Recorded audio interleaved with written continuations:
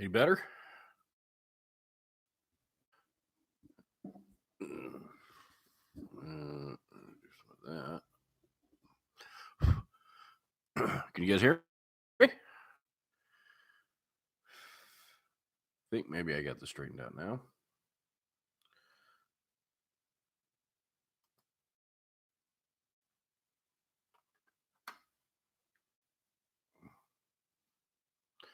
Maybe I may have ran you guys all off.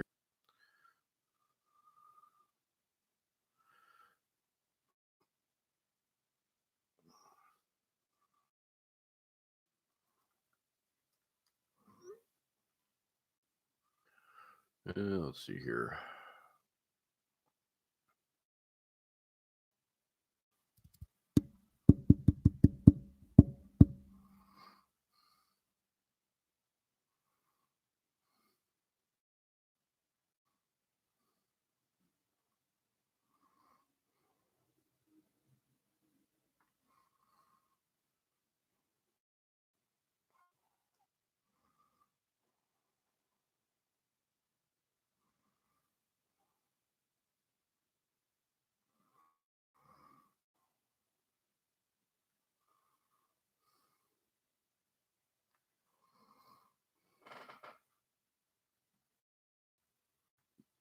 There's a viewer.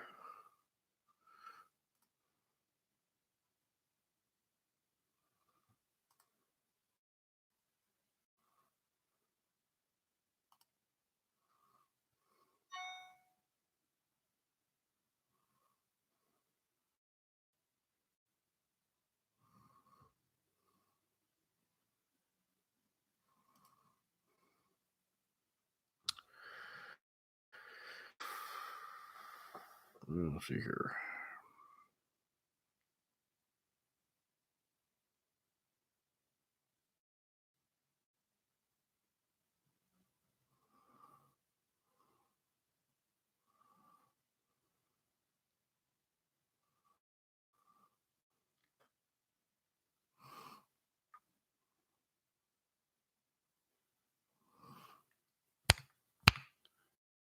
And now, well, this may turn into a bust here at this point. Because now I don't think YouTube told anybody about this. Yep. But, yep, I think I may ran everybody off here at this point.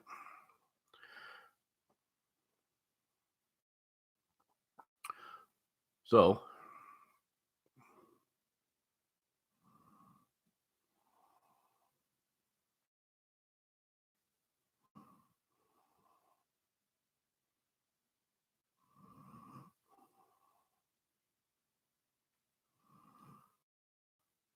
that's quick on my phone.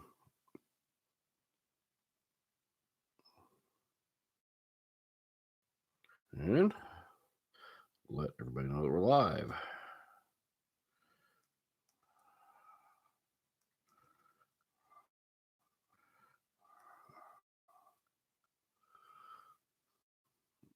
With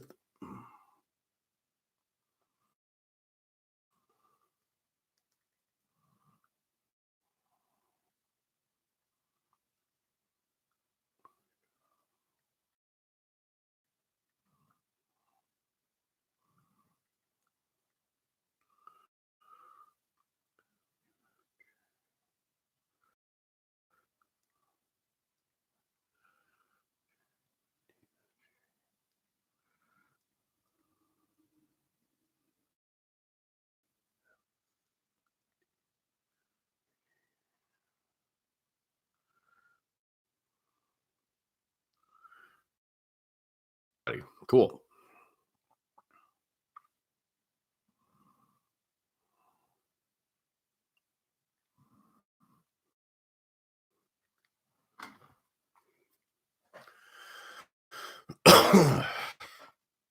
There we go.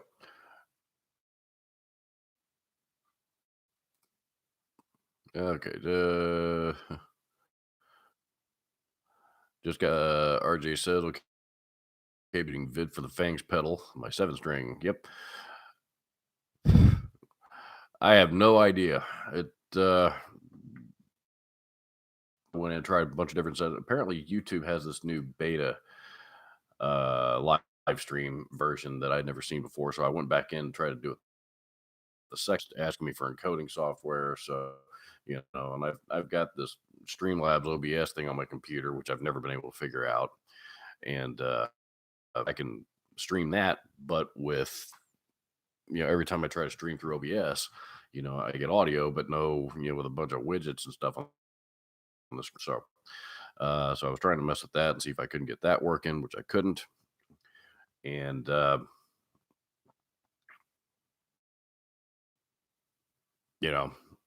so who knows? So finally, I just went back in and did the old-fashioned way again, and be working. So it sounds like you guys can hear me okay. Um, who knows? Just need to be restarted, I suppose. Anyway, but see, so for those of you that hung in there with me through my technical difficulties, thank you for being patient. Um, I don't know if this was the first or the last. I'm sure it won't be the last, but who knows? Weird. Let's turn that down.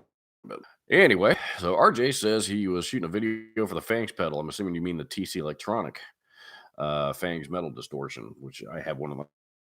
I got which came out and did a video on it myself way back when, once upon a time. And yeah, it's got that 3-position switch right there in the middle that essentially controls the mids.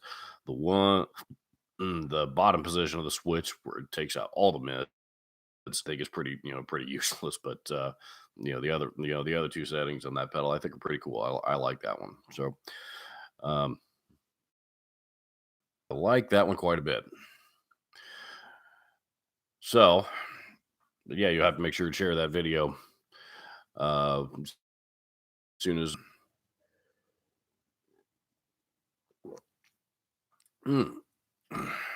So last night I didn't decide. I had decided a while ago, back in December or so when it was announced, I guess. But um, you know, I was going to, and my wife absolutely idolizes Mariah Carey. Mariah Carey, but I mean, she's loved Mariah Carey ever since she was a little girl. And for those of you that don't know, uh, really, really, really good singer. Even though I have never been able to get her to sing on any of my, any of my videos. Maybe I'll be able to get her to one of these days, though. At any rate, so she loves Mariah Carey, but she's never gotten to see her in concert. So she's out on her Caution World Tour right now, and last night was the night that she came through Indianapolis. So I took her down there to see her, and a great, we had a great time. Mariah Carey is certainly not the kind of artist that I would spend money on tickets to go see myself. But it was very more than worth it to for Mrs. Jackson to get to go see her hero in concert, and she had a great time, and it was a great show, and all was happy, all is right with the world except for this thing that I seem to have developed in the meantime. And I don't know what this thing is that I'm fighting all of a sudden, but I'm starting to think that no, my wife doesn't. She does not do death metal vocals at all. She's a singer, but I'm starting to think that I work, with the dirtiest bunch of, you know, inhumane, unsanitary office people on the planet because I never, never, never get sick. And, I've been sick more times in the last 3 months than I have in the last 3 years, probably. So, Now I've got the sinus thing going on, and like it was weird because it's, but even when I was awake, breathing through my mouth would make, uh, in some instances would make me sound like I was snoring, and but I could breathe through my nose. So I finally managed to fall back asleep last night after discovering this, breathing through my nose, and now my nose is sore. So, uh, so as soon as I'm done here, I am going to retire couch, and that's where I'm going to live for the remainder of this lazy Sunday, particularly to sit in front of the TV and watch WWE Fastlane this evening. Um, yeah, I have no idea, what it is. I mean, I never get sick this often, but now it's been as you can hear. So, my wife last night was asking me, she's like, "You feeling okay?" I thought it was just allergies or something. That may be all it is, but you know, allergies tend to do some funny things to you. But at any rate, yeah, we went to Mariah Carey last night, and had a great time. So, I actually, for a couple of reasons. Um, so we had a great time. She put on a great show. And yeah, no, not much more that I can say about it. Oh, I will say, I did kind of get a kick out of the audience because it was like, if you concert right now, how there's like nothing but screaming teenage girls. It's Mariah Carey's audience now is that audience in like 25 years. It's pretty funny. Let's see. Good evening. Oh, it's evening over in Holland. Welcome, Marcel Blade. Carlos is saying, yeah. So, mm, oh wow, I'm getting alerts on my phone, and just went live here a few minutes ago, and now Rick Beato is live. So, those two have probably, over 500,000 subscribers between them. So I guess that's why we're sitting here at less than 10. Everybody's watching their shows. Yeah.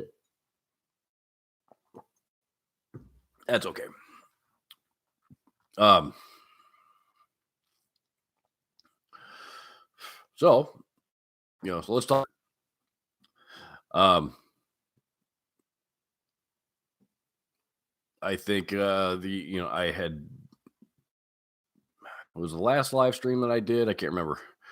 Um, it may have been the last one. I can't recall, but I had received a couple of pedals from a small little pedal company called Parks Custom Pedals, and Park Kingery's the owner, of course, and the builder. And he had sent me a couple of them, and I actually did demo one in a video here. I think that video will be up this week. Uh, um, that, believe it or not, is actually a fuzz pedal, and that I kind of liked. So, I promised I'd be open minded about that one. But the other one that I'm going to demo coming up here is this guy.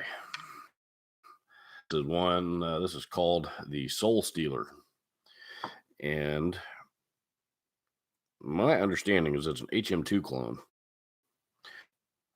So I'm probably not going to do a full track demo with this thing as much as I'll probably shoot it out with another HM2 clone that I have, and kind of compare, because I know the way that all the death metal guys run those types of pedals is crank everything on 10. So but that's so we'll probably do some of that, but I don't know, I'm kind of I still haven't had a chance to sit down trying just even just by myself, but we're I am curious to try it out just because I think real cool looking pedal. The graphics on it, they did a great job on that. But yeah. Well, let's see. Mm-hmm. Mm-hmm. Dennis Brialt has joined the chat. What's up, buddy? Let's see. Cody Jones says, "Have you heard of Aura Pure pickups? It's supposed to be Alnico 5s." Um, no, I haven't. Aura Pure, new. That's new to me. I am not familiar with those at all. Well, let's do a gold fashioned Google search. How about that? Or Pure, type in Or Pure, and Or Pure pickups is the first thing that comes up. Alnico 5. Doesn't look like they have a website of their own. However, it does look like they're selling them on Amazon. $1.70. Most of them are right, just a little over 30. Looks like a setup. You can get a setup for $60. So they're imports, but that doesn't mean that they're bad. Let's see. Warm and smooth. This is for a model called the Pure Alnico 5. Looks like a neck pickup. For if you click the set, pretty moderate output. I'm guessing somewhere in the neighborhood of like a 59 model, something of that nature. Although they look, they've got pull pieces on them, so they look a little bit more like a super distortion. Marzio something or other. No, I'm not familiar with them, but I will definitely have to check them out and see what they're about. RJ says so far only two pedals with fuzzy tones I like is DoD death metal and the metal muff. Other than those two, I've not found any I like. Yeah, those are two pedals that I hate. uh, of course, you all know how I feel about the metal muff, and I still get people viewing that video. I piss people off with that thing daily. So yes, oh boy, if you guys really want some entertainment, if you guys really want some entertainment, go read the comments on that video and the Fuss Factory video. That'll keep you entertained for a while.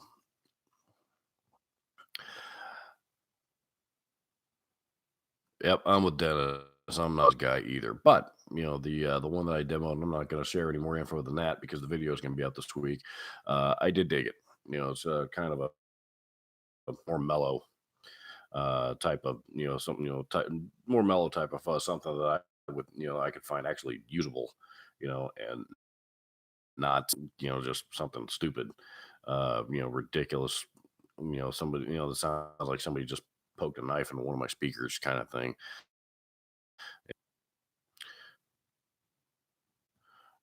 Marcel Blade says I really love the ZVEX fuzz. I'm assuming that was a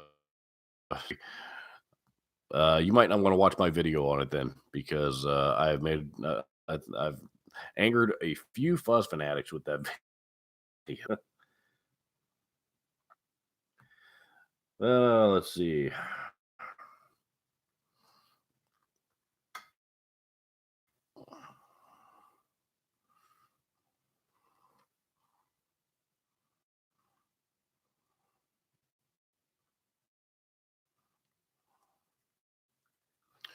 I need to go check on something here real quick because I got people commenting on.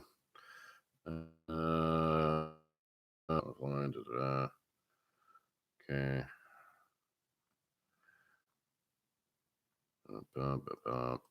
I really did how all this worked. It was someone.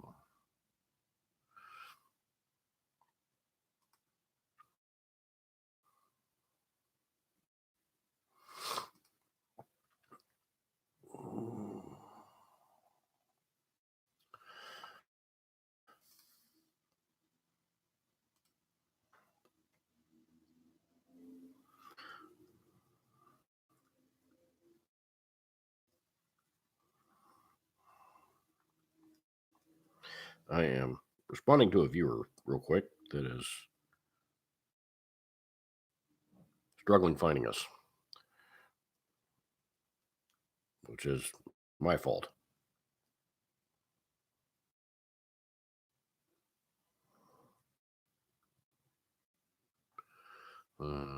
SUF.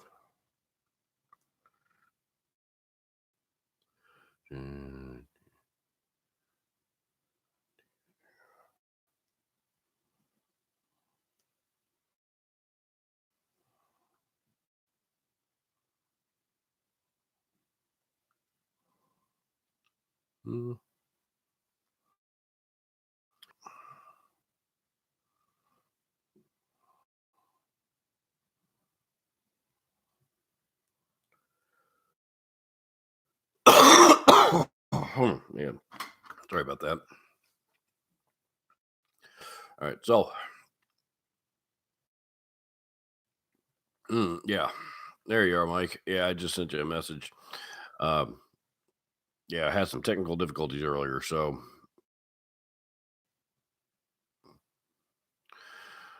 what do you think of the Sir Modern Satin guitar? I think I'm getting one. I'm not sure where I can try one.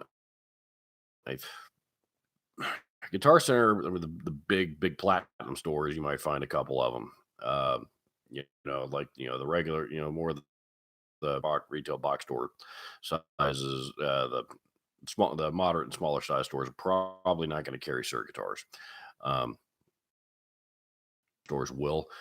I've only got to play a couple of them, but I mean, if you're looking for the best the best like custom made Strat that you can buy, or Telly or Fender style guitar, I'm not sure why. I mean, really, John Suhr is the guy that's doing it, not Fender, unfortunately.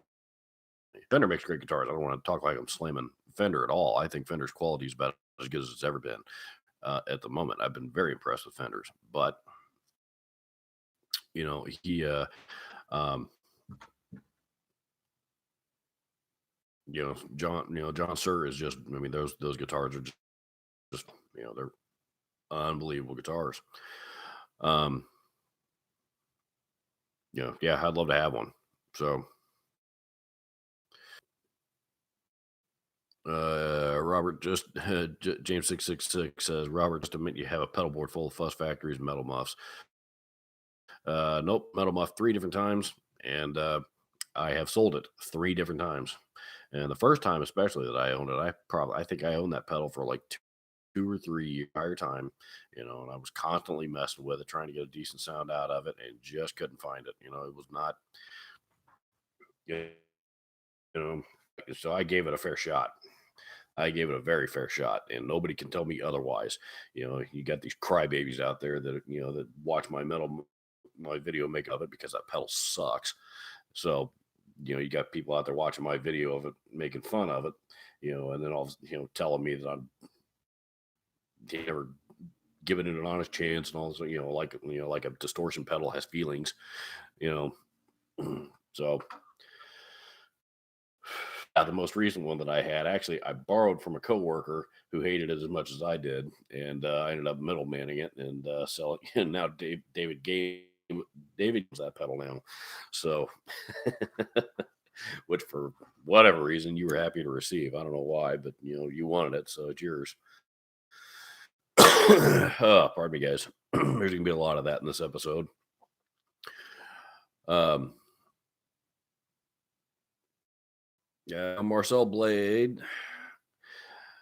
says, I like fuzz when I hear it, like with Eric Johnson, but can't connect with it. But I'll be honest, I kind of feel the same way because there is, there's been lots of recordings done with fuzz pedals that are just fantastic. I will say that a lot of the ones that Jimi Hendrix did, I think would have sounded better had he just plugged in and cranked up his Marshall. But Purple Haze and for example. But that's just my opinion. Um, but there's so many others out there. I've got a buddy of mine that I don't know where he finds ground music. I mean, bands that I've never heard of that you know that he finds on YouTube. He'll send me a video every now and then, and you guys that are using fuzz pedals, playing like alternative rock type of music, and they sound great. But every time I plug in, they're just not. Let's see.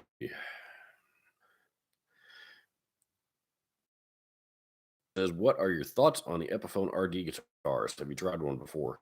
Um, yeah, like I played a Lee Malia once.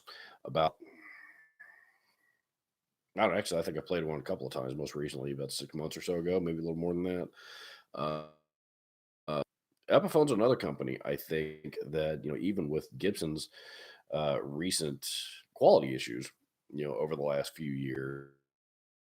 Well, I mean, Gibson's been struggling for a while, even though now I think they're finally back on the upturn, heading back in the right direction. Even when they were struggling, here in the last few years anyway, the Epiphone, like the higher end Epiphones, the signature models, are great guitars. Very, very well made guitars. I've got my hands on several of them since again, and the higher end ones, seven, eight, $900,000 guitars, uh, you know, worth every penny. Great, very well made guitars. Um, so yeah, I mean, if you're looking at one of those Epiphones, I wouldn't talk. Wouldn't. The RD model is, of course the RD originally came out in the '70s, and they were only made for, and beyond that, Gibson didn't touch that model until I think they brought it back. They never reissued it or anything like that, and they brought it back in the 2000s sometime, I think. And I actually got my hands on one of those. I bought and sold one, a used one, when I was at the store, and it was a great guitar. This is the Silverburst model. Great guitar, but there's so many people out there that are familiar with the RD. Now that they're bringing it back and they're making signature models and stuff out of it, it's kind of somewhere between an Explorer and a Firebird, really. Yeah, I like the RDs. Uh, Fluff, of course, loves the RDs. um, but are they my favorite Gibson model? No, but I do like them. Let's see. Just posted a great video on the history of the Octafuzz. You guys need to watch. Send me a link. I'll watch it, depending on how long it is. Let's see. I'm torn between ordering. Mike Reka says, I am torn between ordering the Ernie Ball Music Man and the 10S channel. Your thoughts? Oof. You're not going to get if it's between a Music Man and any Music Man. There is no American made guitar company that is putting out better quality guitars than Ernie Ball Music Man right now. And guitars, American made quality guitars for better part of the last decade, I would say. They're awesome. I would never tell anybody not to buy a Music Man.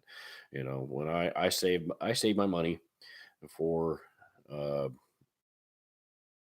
a year and a half to buy my Majesty, and that was being patient for that guitar was the best decision I've ever made when it came to buying a guitar. Because I love that guitar. That guitar does more than any other guitar that I've ever had, and most importantly, it plays great. It's just comfortable. It just feels like when I got that guitar home and plugged it in for the first time, it felt like an extension of my own body than it did. You know, I so music. If you're thinking about buying a Music Man guitar, buy a Music Man. The 10S guitars. I've seen a couple of YouTube videos on them, and they seem to be getting very high praise. So certainly nothing wrong with the what I can say, but they are also a brand new company. Um, and really, I don't even know that you could compare the two because the 10S stuff is, from what I understand, I haven't looked at that closely, but I mean, they appear to be, three, four, $500 guitars, kind of like the Tolman, the Harley and stuff. They might be a little bit more expensive than that, but um, but when you're talking, $500 guitars versus 1,000, $2,500 guitars, the Music Man's. I mean, again, those are really almost two different categories anyway. So, um, if your budget would allow it, if the money for it, buy the Music Man because I don't think you are going to be disappointed. And my good buddy Tony Ramsey, who in the chat as the G Spot, uh, if you want to check out his channel, by the way, which I think you should, you need to make sure and click and click his name, the channel name. Don't search for it. But he's also a Music Man guy, and he's got a Majesty just like mine, and he will tell you the same thing that I will, that guitar is uh, pretty awesome. I still can't believe I finally own one. Hmm.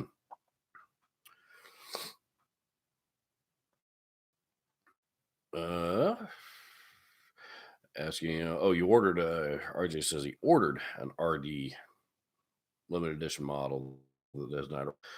I don't know that I've seen that one. Um, Unless it's it's a one that they may have just announced it at NAM this year. Could be. I mean, they're coming out with all. I like the direction that Gibson's going, but I don't keep up with their releases quite as often as quite as much too. I would really like. I still the guitar that I've always wanted that I've never been able to afford, but that I've always wanted is the Gibson Les Paul Custom. And that's still at the top of the list. I would also really like to have a standard, and probably an SG standard. You know, but they're not priorities. I mean, I have my Zach Wild, my Vertigo Les Paul. I've got two Explorers. I've got my SG Special. So I have to get. So they're just not one that that I'm happy with the ones that I have at the moment. I don't need at the moment. So uh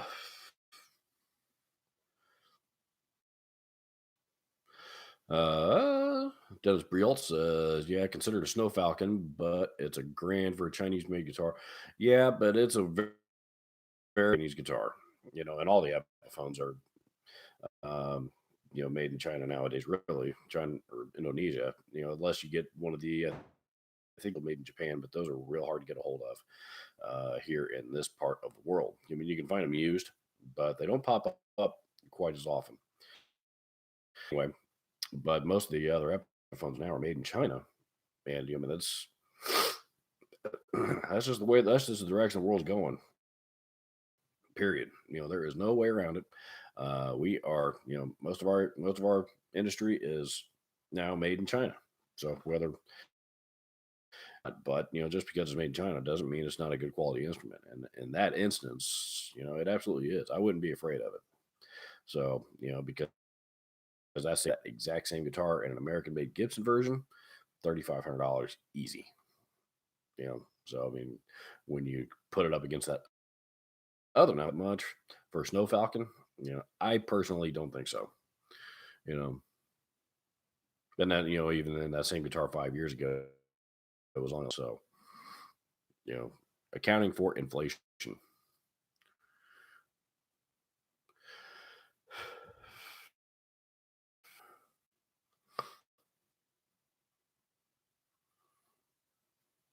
James 666 says, "Now I'm tempted to see what comes up on my spot." I'll tell you what, James, you go do that and then come back and report back here in the chat. Tell us all what you found. I only know the answer to this because I made the same mistake the first time I went to look for it. Hey, Joey. Let's see. Marcel Blade says, "Bought a used Ernie Ball Music Man Silhouette once. Awesome guitar." Yeah, I like the silhouettes are taste. I mean, great guitars, but that's the silhouette body style is that's pretty small. A guy like me, I mean, I might as well be playing a 3/4 size Squire or something. Mm. Tony and I are in agreement. The future is looking good for Gibson. I really, really like, um, the direction that I think higher, and I like, he's, not trying to bullshit himself or anybody else around. That this is the hole that we have dug. This is our situation, and this is what we have to do to turn things around. And it is not going to happen overnight. You know, I absolutely admire him for that. Hang on one second. I need to go take care of the dog for a minute.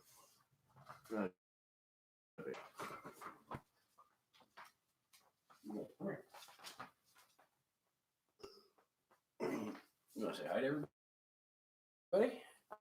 Yeah. Say hi, Joey. Yeah, she got distracted by a car driving by. Yeah.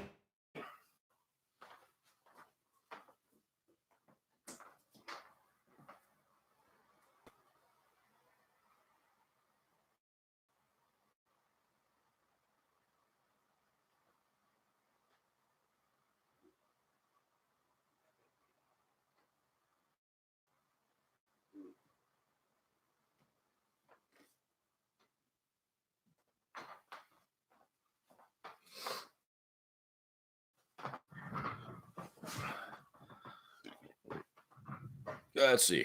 Sorry about that.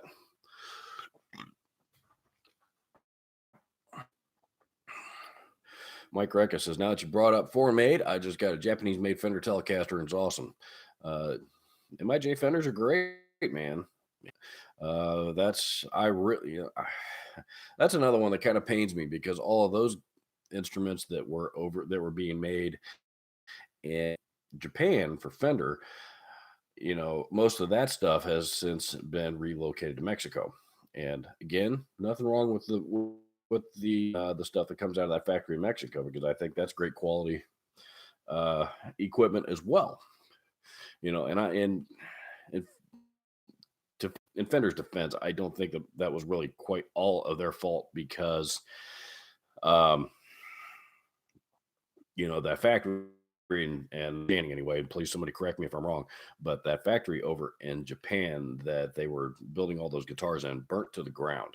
So there are a few instruments left that they make. They're still made in Japan, like the Geddy Lee bass, the Aerodynes. I think those are still made in Japan, but there's really not much more. So I got to assume they're contracting those out to Fujijin or somebody else, or whoever I think Fujijin might have been the old factory. I don't know, but at any rate, but yeah, if you can find one of those old MIJ Fenders, man, I've got a buddy that swears by them. Yeah, the bass is especially. Pardon me.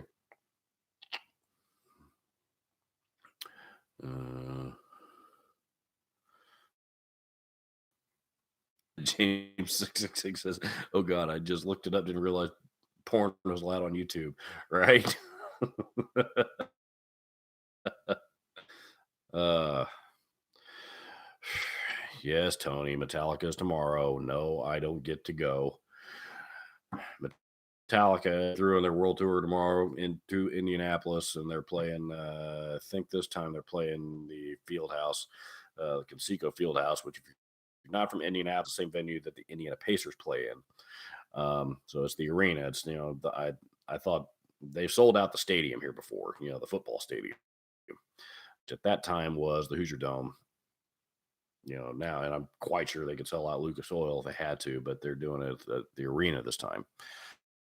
But tickets for that show went on sale a year ago, and that was a year ago, and I had just come off a 4-month employment, and I was in no position to buy concert tickets, especially Metallica tickets. And of course, everybody that's been reselling them online has been asking way more than they're worth, which I couldn't justify it. So unfortunately, I do not get to go unless a magic ticket happens to land in my lap in the next day or two.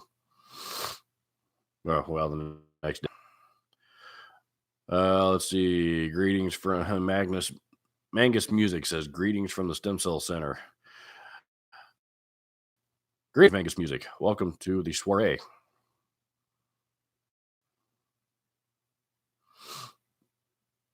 Mm. Are you going, Tony?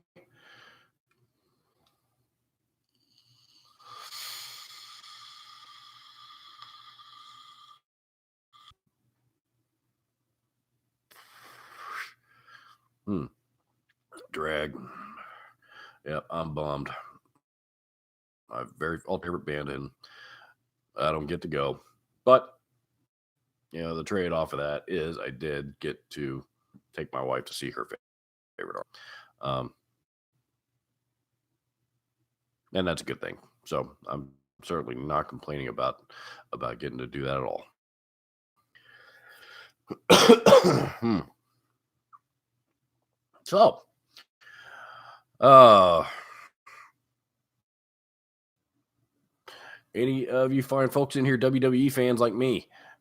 I used to call myself a closet WWE fan, but then finally I realized I've been following it much my entire life. I was a huge Hulkamaniac when I was a little kid, and I followed it pretty closely ever since then. And the Fastlane this evening, which is the last one before WrestleMania, which is the biggest show of the year. So they have, WWE have done some content that you didn't subscribe for, but you're going to get anyway because this is a guitar channel. But um, the writing that, according to some of the media sources that report on WWE, some are I don't know. They were an event player here recently. Um, just in the last, matter of fact, I did that twice, and people were supposed to get title matches were replaced with other people just for no other reason, no apparent reason other than that's apparently what. So, don't,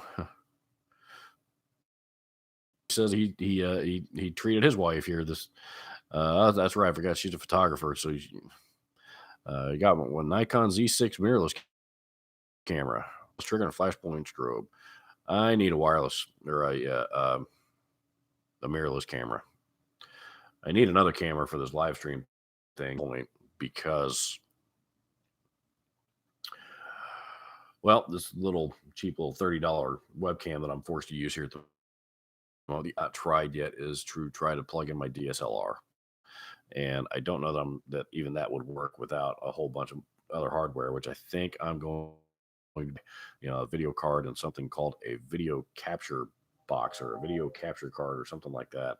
That appears to be just a little box. It's the ones I've seen anyway, a little box about that big and can run anywhere from $100 to $300 for some stupid reason. That converts. I think basically what they do is they convert HDMI video um, and allow you to send it into the computer via USB. So, I started to get a C920, and this one here is actually the mut. So, but at the time that I bought it, I needed it pretty quick. So I paid, like I said, I paid it was cheap, 30 something bucks. And, now that I've gotten lighting and a few other things figured out, I think that seems to have helped. But the other thing that I don't know that I've actually even gone in and messed with the settings properly on it. Let's see if I can get, I may surprise myself with this. I don't think I will, but I've been wrong before. Let's see, hardware, devices, inverters, etc., etc. Sound, infrared, device manager. Uh,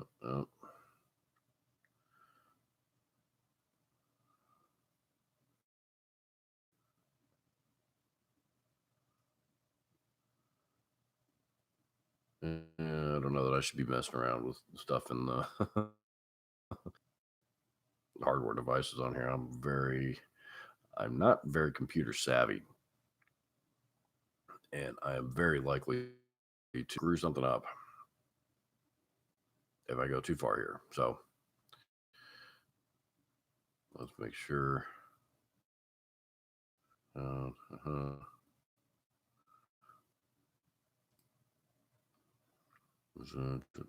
I might not. It may have downloaded its own thing. Let's try that. All I did was plug it in.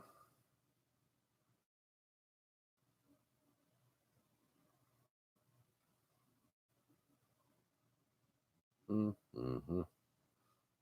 I got nothing for the day.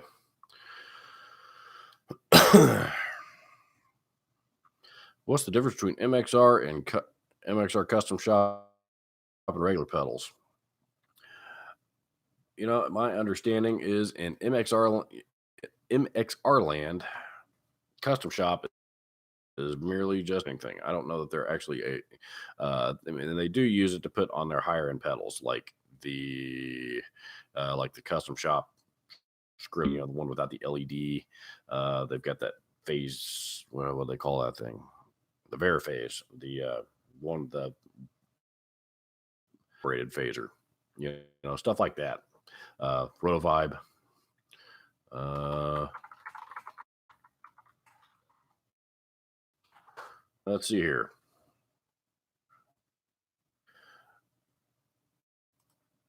MXR. They do have, like when you search for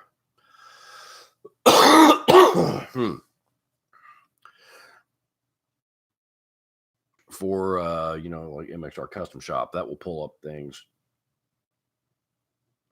That'll pull up things like of course the phase 90s, there's a phase 45, and on Guitar Center's website anyway, just because that's what came up in the Google search, the Il Diavolo reason, which I think is their my understanding is that's a great overdrive pedal. I think that's basically their OCD clone. So of course they've got things like I think the custom badass is one of those. They've got custom comp, custom compressor, um, stuff like that. If you go to MXR's or Dunlop's website, electronics, MXR. Their banner at the top of the page gives me anxiety. Selling brand, artist series. Then they got the CAE, custom audio electronics. There we go. They've got a section specifically for MXR custom shop that has there's some cool stuff in here. Of course, it's got the phase 90s that I've talked about. Like the vintage reissue stuff. The Shinjuku drive, which I think that's their clone, I believe. Clone. Uh, the Il Torino drive, deluxe. There's a custom comp, La Machine. That's a fuzz pedal that came out here in the last year or so. A lot of reissues of some of their older pedals. The Il Diavolo drive that I mentioned. The custom shop version of the Dynacomp. That's about it. There's 12 of them. They got 12 what they call custom shop pedals. And even looking at them, they don't even on it. Like the La Machine does not say custom shop. The vintage reissue ones do not say custom shop. So yeah, I don't, it seems to me that because all of these other pedals, vintage reissues, they are, like those overdrives. I think the Shinjuku, I'm sorry, that's not their clone. They're a clone style overdrive. That one's based off of something else, but it is based off of something else. Same is true with the El Torino and the El Diavolo. I know I'm 90 something percent sure that that's their OCD. Other, they either appear to be based off of um, like reissues of some of their older pedals or other pedals that are inspired by other great well-known pedals on the market. Again, such as the full tone OCD. Um,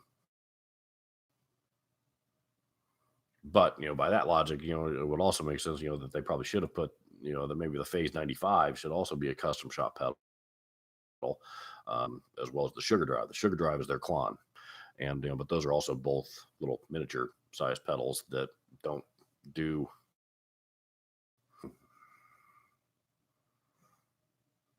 I don't know. I know those don't have the custom shop logo on them either, but I don't know. I'm not real sure what the. I think it's basically it's more of a marketing thing than anything else. Because the other thing about the custom shop pedals is really any more expensive than any of the other pedals in their lineup. So which is good. Um, but I think it's just so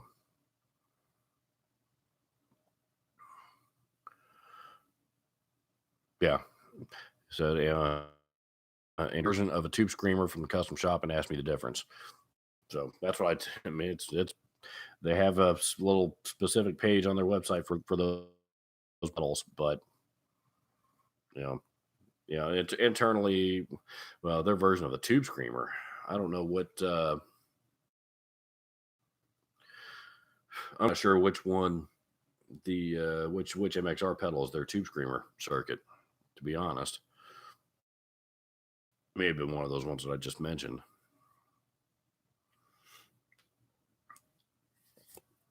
So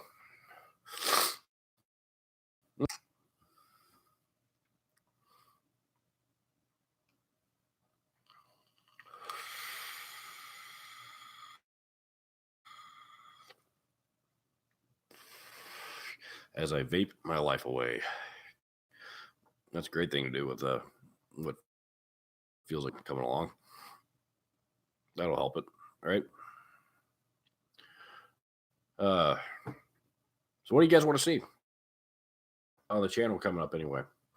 Um, Anything specific that you guys want to see as far as demos or specific types of videos, or we're doing a lot. I'm doing a lot of that stuff with the new Ask RGD series, which I'm actually really enjoying that.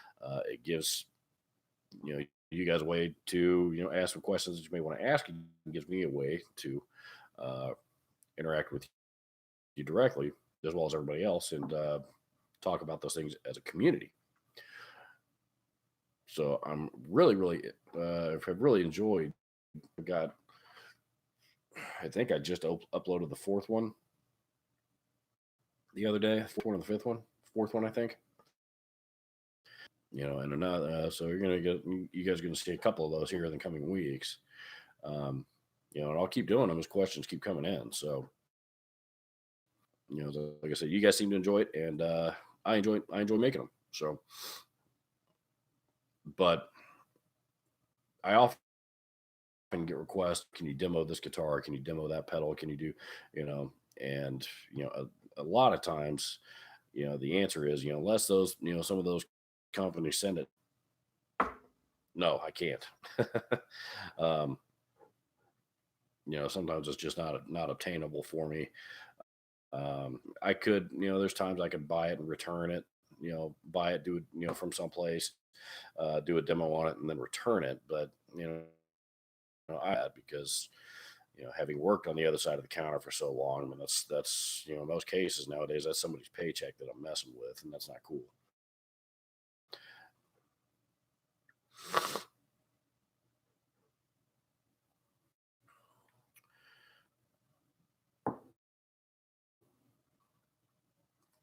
See, Jack got quiet. There we go. Any plans on including any plans on Black XLC says any plans on including recording gear tech techniques for rocking. Eventually, yes. Um, when it comes to recording techniques, I don't know that I'm really the right guy to ask. No studio recording guru by any means. I mean, about the only, the best technique that I know of to share is, make sure you stick an SM57 on it. And that's, play around with the position on it and hit record. And that's probably, especially when it comes to rock and metal. I mean, there's really not much more that you need to do than that. Have a decent interface with a good set of mic pre's with a lot of headroom in it. Um,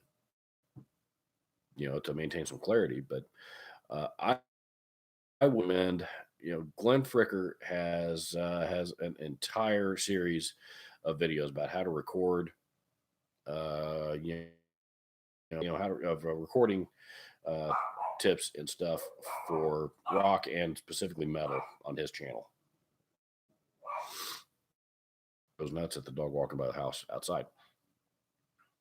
But Glenn Fricker, Spectre Sound Studios is the name of his channel. He's got a tough, and he's brash and to the point and no bullshit, and that's what I like about him. If you don't like any of that stuff, uh, you might not want to go check out Glenn's channel because he's going to tell you he tells it like it is. Uh, um, but he's also very, very experienced, and with basically related, you know, between him and Rick Beato, those two guys on YouTube. I don't, between the two of them, I don't know who, what other info you could possibly need because those guys have shared, they've forgotten more than I'll ever know, to be honest. So,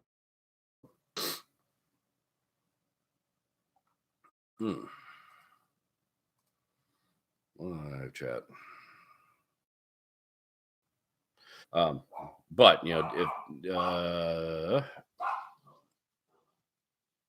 to answer your question, if I have any plans on it, yeah, at some point down the road, but I need to gain a little bit more experience myself first before I'm comfortable passing on knowledge. Uh, let's see, Kyle Hunter, what's up, buddy? Kyle says, Robert, I'm looking at Marshall DSL 15C. Is this a good choice for my first two combo? And is it a good amp to use pedals with? Yeah, if those new, well,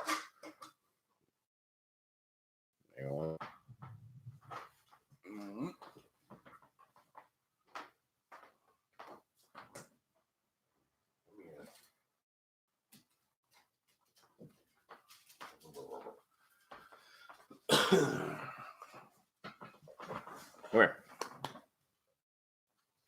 Here. Sorry about that. Where was I? The DSL 15 is I hate to call it the old version, because the real old versions were the DSL 50 and the DSL 100s that were actually still made in the UK. That came out, they come out back in the late 90s. Those are the ones that I like. The series that replaced them are the ones that you're talking about, which, sound wise, about identical. To answer your question, is it a good one? Yes. I would strongly recommend considering the version that just came out to replace it, called the DSL 20. I think of the DSL 20R, I think is what it is. There's an extra in the model name in there someplace. I can't recall exactly what it is, but let me see if I can find it real quick. Let's see.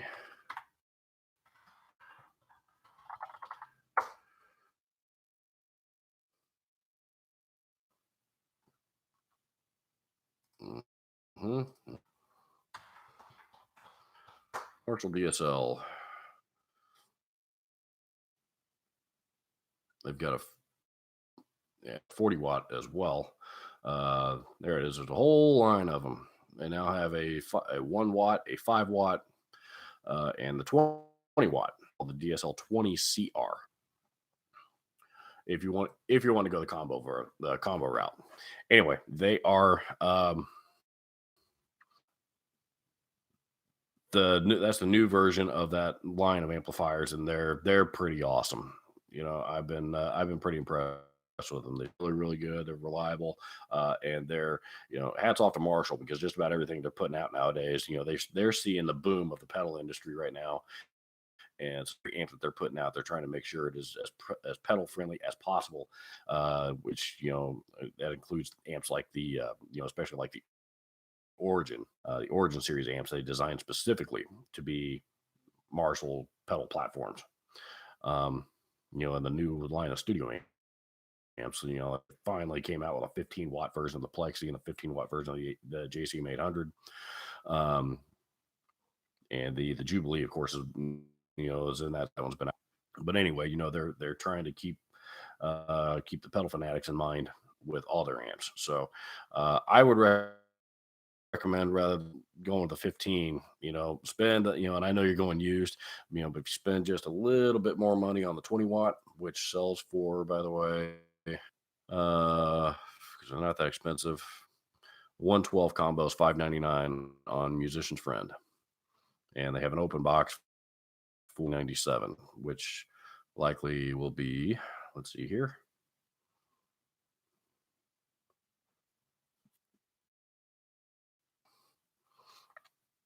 Why is my computer going so slow?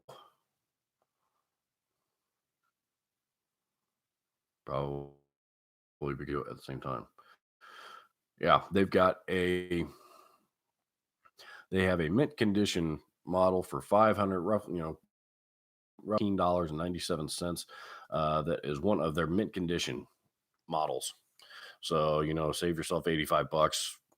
Yeah, but um, I think you'd be glad you went with the new version instead of the old one, especially if you're using it for pedals. Dennis Brialt, so guests on your live stream. Uh, yeah, at some point, yeah, as it sits right now, it's I've been doing these on Sunday afternoons, and this my days. Uh, on Sundays, my wife likes to sleep in, so she's so I'm doing this while she's actually while she's still asleep, and especially because I know with my snoring, so um, she is in there sleeping. This is just a good time for me to do this. But also because of that, it's, I mean, I'd love for, for Tony to come back up and sit down, so we could do one of these. I'm sure we will one of these days, but the truth is he lives an hour away, and that's not the easiest drive in the world for him. So, especially on a Sunday on his day off. I've got a couple of other things, a couple of other guests that I have. I don't want to spoil any surprises, particularly if you are in the Indianapolis area, because you might know some of these folks. But here, one of these days, probably, I'm also considering, once I get my live stream stuff upgraded and straightened out, start going out and doing some live streams at some live shows with some local musicians, and doing some stuff like that, talk about their gear. So yeah, at some point, yes.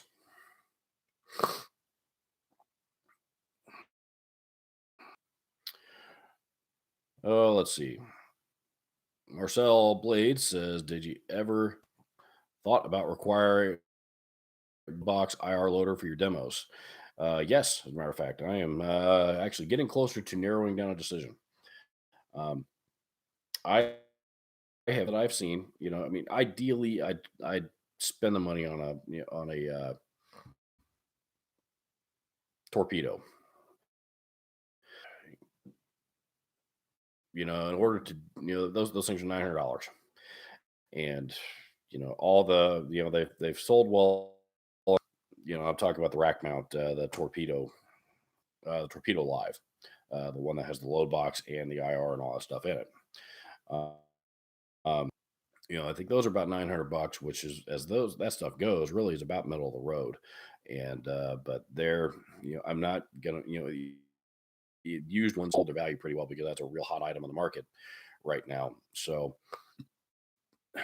I am leaning towards, believe it or not, pardon me, for cab IRs anyway, there is a little stump box style that actually Pete Thorne did a demo of this one a while back called the Moore Race, and he also made a point on one of his live streams recently that how many different cab tones do I really need? I don't need 20.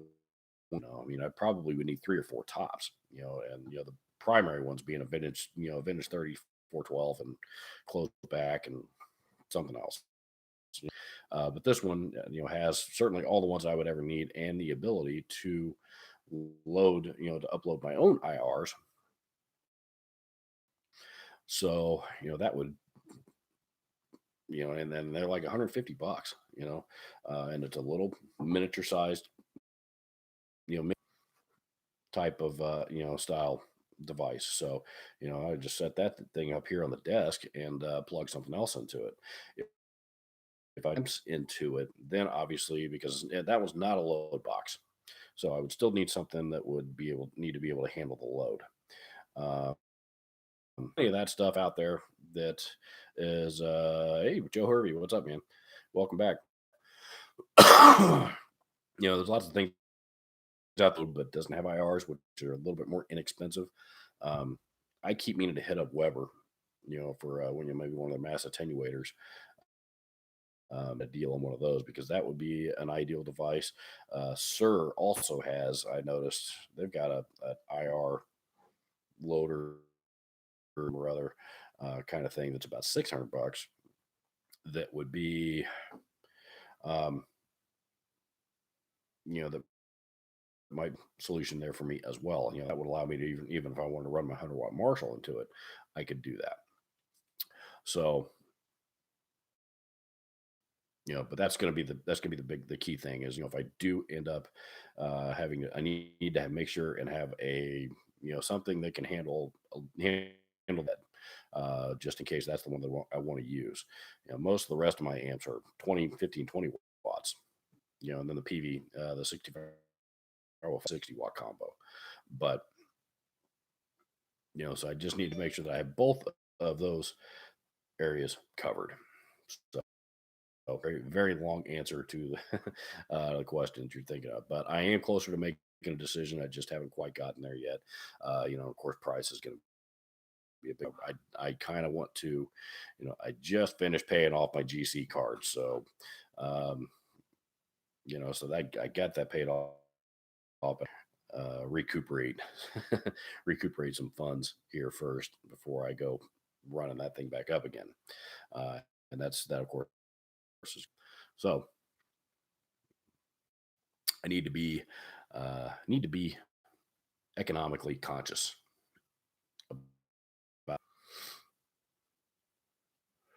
about. See, Joe Hervey says, "You see what I said about my guitar and the BS shipping? That you may have mentioned something, and it looks like you just joined us.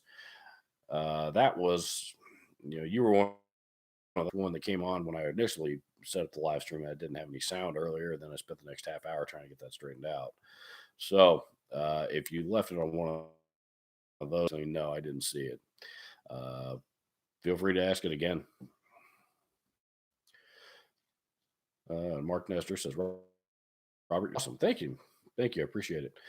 Uh, the one that I've gotten the most positive feedback on was the heavy metal kazoo video. And I warned you guys, that was probably the dumbest video I've ever made. Dumbest video I've ever made. But people seem to like it. So who knows, maybe 5 or 6 years, that'll be YouTube gold one of these days. Outer box damage. What happened specifically? I mean, UPS, when it comes to shipping a guitar, I mean, you gotta, uh, UPS is more likely to beat it up than not. So, UPS, USPS, um, really the best way that I found, the safest way that I found to ship a guitar is, FedEx overnight. You had to be the safest way, but of course, it's also the most expensive. So, if you shipped it, I don't know if you shipped something or if you received something that you were excited about and it showed up banged up. I'm not sure. But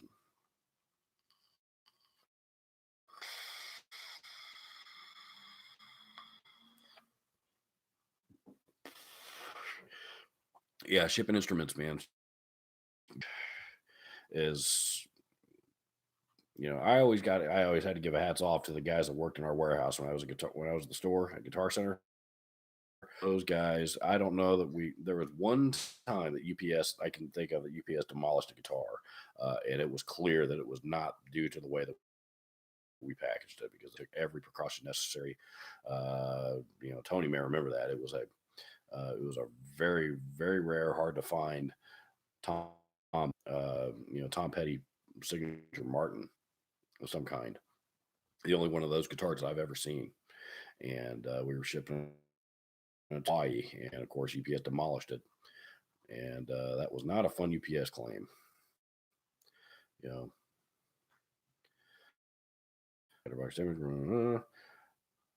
you're okay. So Joe says I'm in New York. I got more days to wait. I'm having bad money spent. It was Toman. Okay, Toman DHL. So they have no idea. It has to come to me from Germany. Uh, Still not entirely clear on what the issue is. Um, it sounds like you're waiting, but you mentioned outer box damage. So, I don't. It sounds like you ordered a guitar, which is where they're located. So, you order something from overseas, they're going to ship a DHL, and I something overseas through DHL. There is a gap in there where there's no updates. You get a notification when the ship's out, and then hits the boat. If assuming how long it takes to get over here, the boat, if it's on a boat or a cargo plane or whatever it is, whatever that time frame is to get from another, you're not going to receive any updates. And with when it arrives over here in the U.S. to the hub, and get any updates right away because it's there's a lot of packages that need to be processed and a lot of tracking info, and they just they get to yours when it's in line. So let's see.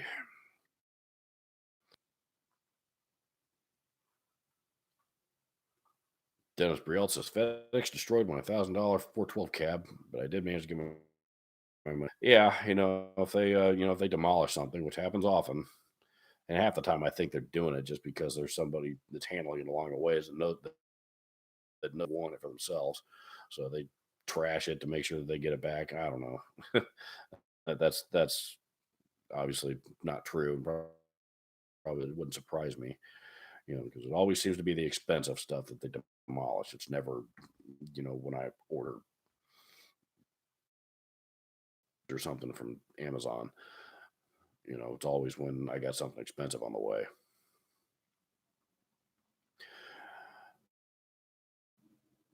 Let's see. Mark Nestor says, "What's your best tip to get hired at Guitar Center?" Best tip to get in. Yeah, I did a video on this um, a while back, actually, about how to be successful in the guitar business. And there is not a lot of money to be made in the guitar industry. There just isn't.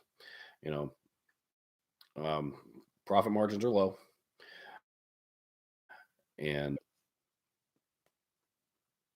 there's I don't necessarily subscribe to this, but there is the argument that equipment are the demand for that stuff is down from what it has been in recent years because of the rise and popularity of the of electronic. Now everybody's making music with push button MIDI controllers and Ableton. Is the argument, and I certainly don't deny that there's equipment and opportunities to be doing more of that stuff today than there ever has been. There's still plenty of guitar just out there, you know. But the other thing is so much of that industry has shifted from the brick and mortar stores, particularly the box stores, to um, so if, to get hired, I really don't think you would have to pay. I really don't think that you would have much trouble getting hired. I believe it or not, when I was first hired, I discovered when I was here as much as I thought I did, and I learned an awful lot. But people that work at successful, um, they do it because they love the gear. They don't do it because they're trying to get rich. They don't do it because for any reason like that. They don't. It's not just a side gig for them. Something more they're doing temporarily. The people that are successful there, they do it because they love and they just have a passion for gear. And and that's honestly that's why I was successful. You know, and also having a passion for making sure that people get taken care of properly. I was a manager at that store for 6 years, and by the time that I left, I had a larger customer base than any probably there, and a lot of those customers, uh, 5 years later, I still keep up with on a regular basis, and I'm still really am still friends with. I've even played in bands with a few of them since then. Um, I was successful because I was passionate about the gear and the community, and and being part of it. So, if you want to get hired at Guitar Center, of course, you need to present yourself well, and when you go in, if you fill out an application, they'll call you in for an interview at some point if they have any positions open. Um, so obviously, you want to do the standard things that you want to do to get a job, which is present yourself properly and um, be enthusiastic and respectful and you know, um, and all those things, and show them that know a thing or two about the position that uh, that but like I said, the real work comes in when when you actually get hired. And like I said, I a video I think it's how it was called, "How to Be Successful in the Guitar Business." Search for that video on my channel, and that may answer for behalf. Let's see. The tracking said outer box damage. One said, we don't know. It's still making its way here. It has to hit customs. Oh, I see. Okay, so the tracking info told you there was damage on the outside of the package, but period, somewhere there that with the tracking info that's not being updated. The other thing is DHL. I think a lot of times they'll hand it off to UP when it gets over here stateside. So it's in there somewhere. That is when it comes to the shipping company, and a lot of that stuff, it's just hurry up and wait. You just got to wait and see what kind of shape it's in when it arrives. Tillman, I know they're pretty good about about packaging guitars, and and they sell a lot of stuff overseas too. So it could be that the damage to the package is strictly on the outside. We open it up, you'll be fine. The guitar itself is fine. They took the necessary precautions to try to prevent it as much as they can. So and that could be as deep as it gets. So no need to make a mountain out of a molehill yet. And they've already told you there's nothing they can do about it. They have more info. So there's nothing you can do about it until you have more info. So wait until it arrives, see what kind of shape it's in. And if you need to, then con photos.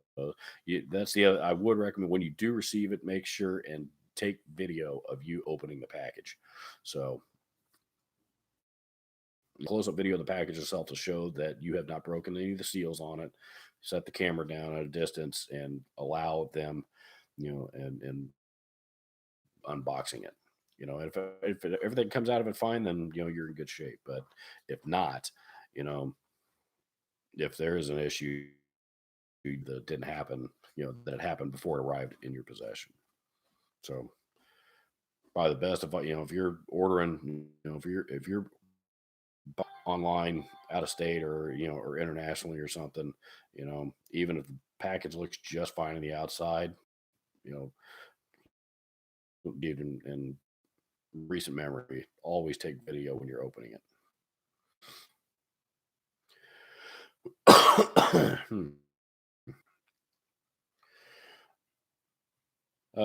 Mark Nestor says, I would like to work there for the perks. Perks are nice. Um, you know, the perks are, of course, the discount. That's the main reason why a lot of people go work there.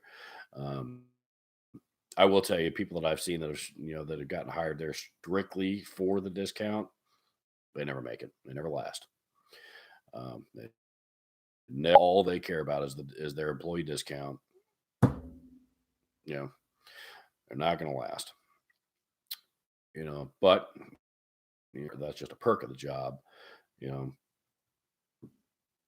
that's probably the right frame of mind.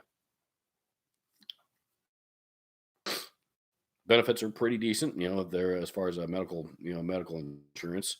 I'm of the opinion there's no, and I'm not going to talk. I'm of the opinion there's no such thing as good medical insurance anymore. But as health insurance goes these days, it's pretty good. Um, hours oftentimes are pretty flexible. They're unlike any other industry in the world. If you're an active working musician, you got gigs and stuff like that. You're another employer that's going to be understanding of that. Um, so yeah, I mean, they've Guitar Center is good. GC was real good to me, and I've always defended them. I know they're um, people make all types of complaints about all kinds of stuff about them out there on the interwebs. And I'm not saying that their particular instance was not warranted, but they've always been good to me. So uh, uh, I'm gonna hang in here for about another. My timer says we're at an hour and 22, so I'm gonna hang in here for about another 8 minutes or so. And questions and hang out and smoke my e-cig a little bit more.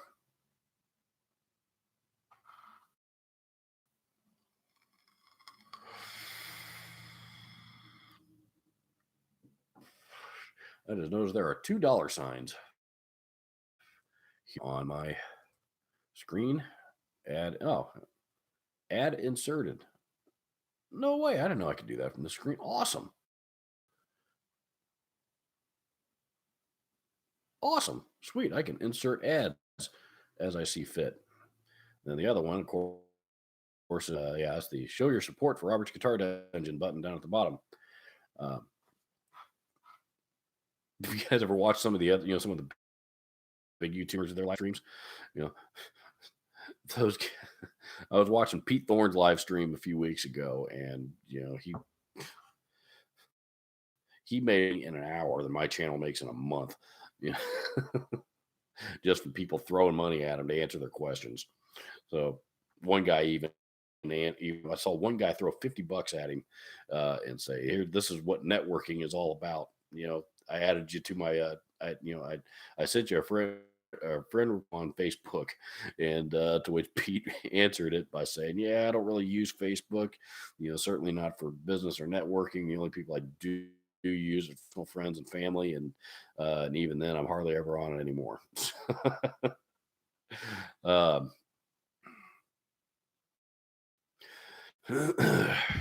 Kyle Hunter says opinions on the best tuner pedal. Yeah, tuner pedals they've all improved quite a bit in recent years. Remember when the first like when the first Polytunes came out, and then of course the TU first generation of Polytune right around the same time that Boss came out, the TU3. But both of those were, I think, accurate up to like 1 cent. And now they're accurate to like 0.1 cent, which is 10 times as more accurate as the originals were. The Polytunes, of course, now are on their third generation generation, I think. Um, yeah, I mean, as tuner pedals go, I mean, I really do like the Polytune as much as I've never as much as I love Boss Pedal, never really been a big fan of the TU2 and the TU3.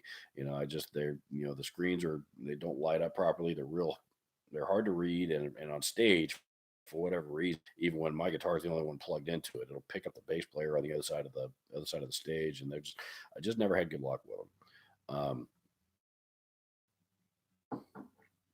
Polytunes, I've had them. I'm still use the original first generation Polytune, but I've had real good luck with them. Very, very accurately. I like the feature. You can strum all six strings and it'll tell you which ones are slightly out of tune. Um, I admit I don't when I'm doing shooting videos and stuff here at home, I use a clip-on tuner. But for pedal tuners, for stage, I much prefer pedal tuner. I couldn't imagine using anything else. And yeah, but there's a lot of good ones out there. The Korg Pitch Blacks, Pitch Black series have improved quite a bit. And I actually have one of those on a somewhere. I also have a Snark pedal tuner that on my bass pedal board. That obviously doesn't get used much these days, but I do have a tuner that I kind of like. Um, let's see. I had what was the Planet Waves one. It was the Planet Waves. I can't remember what they call it, what the model number is, but there's a Planet Waves pedal tuner that I had uh, a while back, tuned accurately. But the problem with those is the switches and those things are notorious for going out, and that's what happened to mine. And once that switch is done, they're done. You know, so I mess with sending it back to D'Addario to get repaired and all that kind of stuff, which I didn't. So I think I've got mine sitting around in a box somewhere. I don't even. I may not even. Um, that was, the Planet Waves one, and I didn't have good luck with it due to reliability issues, and just didn't seem to work well for me in my environment.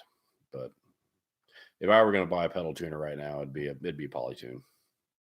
So and that's any of them, be it the full size one or the mini or the noir, or any of them. So.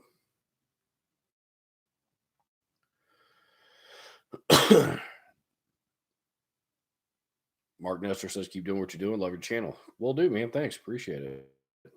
James666 says the T3 is a million times better than the built-in tuner on my amp. Most amps with a built-in tuner are not going to be the best tuners in the world. Some are better than others, but they put it on there just so they can say it's got a built-in tuner, but they don't realistically, it's like solid state line sixes and stuff like that have a built-in tuner on them. It's there just so they can list another feature on it. They don't put a whole lot of R&D invest much into quality in those. They're there to get the job done. And they'll do okay in a practice environment, but not something I would trust. They're not always the easiest things in the world to use either.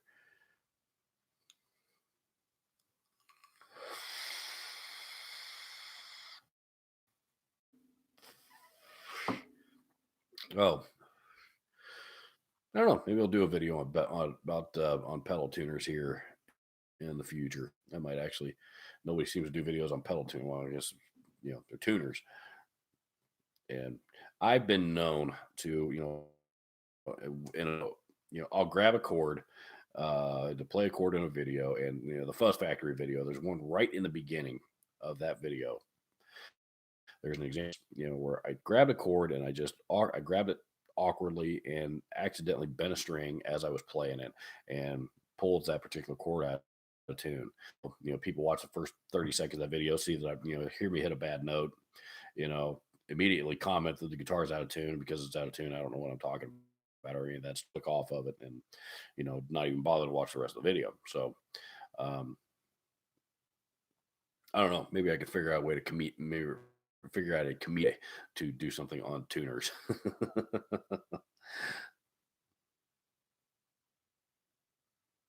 It's not funny if it's not pissing someone, in my opinion. So, except for the kazoo video, I don't think I made anybody mad with that one. Mm. Yeah, I don't know that I've ever, you know, I don't know that I've really ever seen any tuner videos. Nobody think about tuners, man. It's one of those things. I mean, they're necessary. We all need them. Most of us, anyway. The vast majority of us do not have perfect pitch. I don't care how long you've been. So most of us need a tuner at some point, some kind. Uh, but when it comes to guitar gear, it's not the sexy stuff. That tuners are not sexy. And there's just nothing that they're necessary. We all need them. But you know, it's really from an entertainment standpoint, it's a pretty boring piece of gear. So that's probably too many tuner videos out there. Maybe I'll test the water on it just to see what happens. So, but if I do, and I'll share it with you guys in advance so that that it's coming. But, uh, so we can make sure it gets lots of views. No, it's a pretty big feeling when I work real hard on a video that I think is interesting and that you guys will get something out of. You know, and then nobody watches it. So,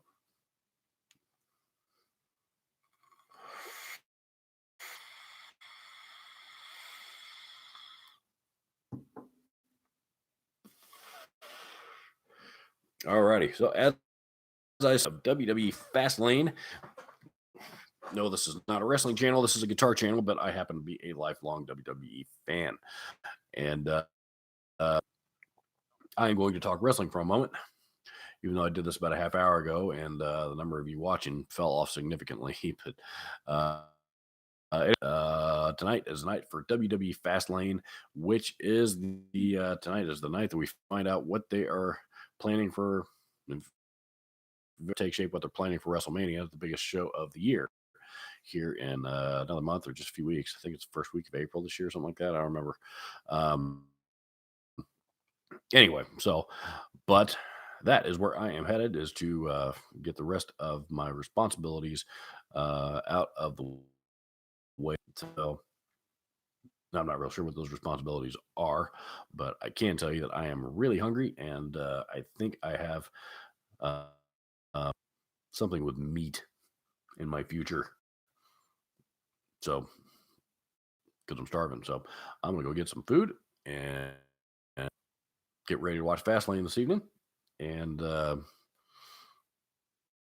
answer some more comments that I've seen on the channel here since I've been sitting here hanging out with you guys, and just going to relax the rest of the day. So, for those of you that took with me here today, thank you very, very much. This is a great time for me. I apologize for the technical difficulties here in the beginning. Hold down a good time that I can do this every single week. I'll start scheduling these in advance so that you guys will know in advance instead of just getting an alert on your phone all of a sudden. Right, Robert's live, and those of you that are in a position that you're able to watch, do so. But in the meantime, I'm still playing this by ear. So, but for those of you that took the time to hang out here and join me today, thank you very, very much. The support of me and my channel from you guys is always very, very, very much appreciative. I'm very grateful. So, yeah, so that's it for this one. Sayonara. We'll see you here on Wednesday, I guess.